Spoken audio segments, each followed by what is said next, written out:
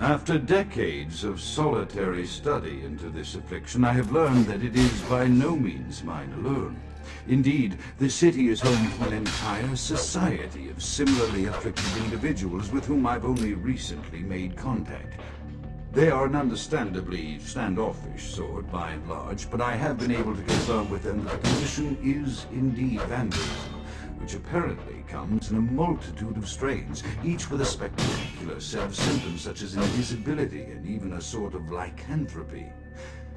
Through numerous official interactions with the governing body of this secret society, I have concluded that their fundamental understanding of the vampiric condition is woefully lacking and mired in suspicion and pseudo-religious dogma that would make a Turk balk for its strictures. Indeed, they seemed impressed with my studies and the eloquence with which I was able to present them. Apparently, the typical sufferer of my particular strain of vampirism is far from the vanguard of the king's English. So impressed were they that they even offered me an office in their government. A high office by the sound of things, I believe I shall accept. If nothing else, it should provide a lofty vantage point from which to observe the breadth and epidemiology of the affliction so that I may move more expeditiously toward a cure.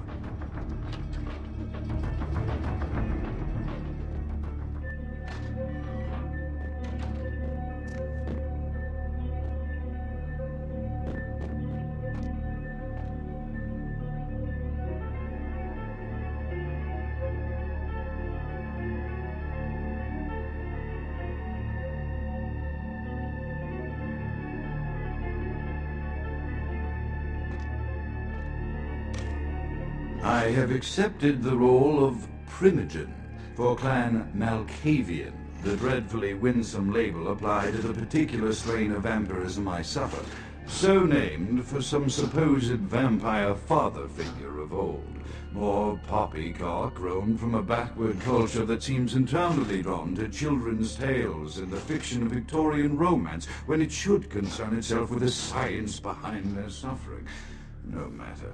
For I have taken this office for no greater reason than to advance my research. I must make mention, however, that even among my would-be peers in this governing body of vampires, the level of paranoia and superstition is frightening. Their intelligence is not the question, no, indeed. As they courted me for this appointment, I had to suspect that their overtures were hand-tailored to what must be my obvious infatuation with reason, for the devil would do well to have such honey-tongued tempers. Even so, I could not help but notice the dressing of language these vampires poppycock grown from a backward culture that seems internally drawn to children's tales and the fiction of Victorian romance when it should concern itself with the science behind their suffering.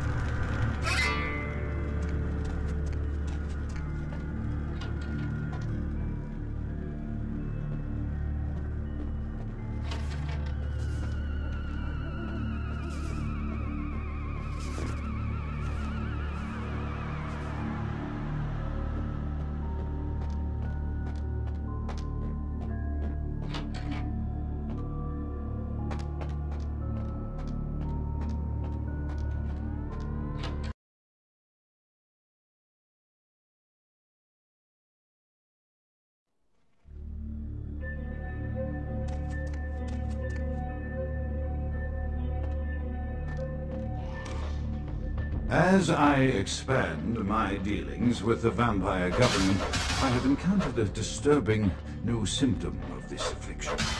Frequently, in conversation, I will hear voices emanating from other vampires, voices that are not their own, but which seem to have insight into their lives beyond what I could gather from simple conversation. These voices seem to echo from deep within my fellow vampires, and I cannot be certain if this symptom belongs to my strain of the illness or theirs, for the voices are various and inconsistent. I dare not mention this symptom to my vampiric peers, for they have proven themselves true predators to whom I could be loath to reveal any sign of weakness. Indeed, these voices have counseled me against confessing their presence, and until I can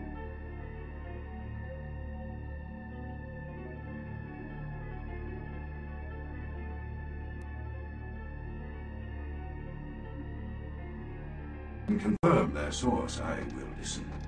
The information the voices have given me ranges from curious to frightening.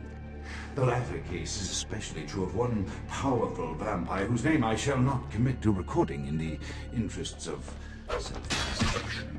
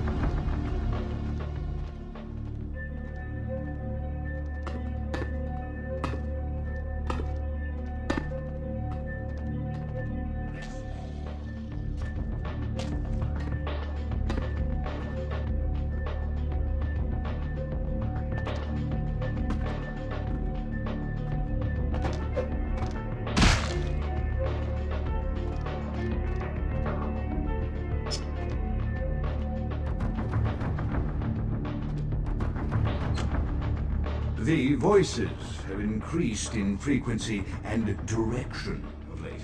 They have begun to stay with me long after conversation has ceased and are serving as quite a distraction.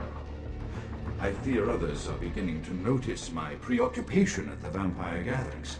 I am thinking again of the particular vampire of whom I spoke previously, who I dare not name for my growing fear. If the voices are to be believed, then my caution is warranted, for they speak of his black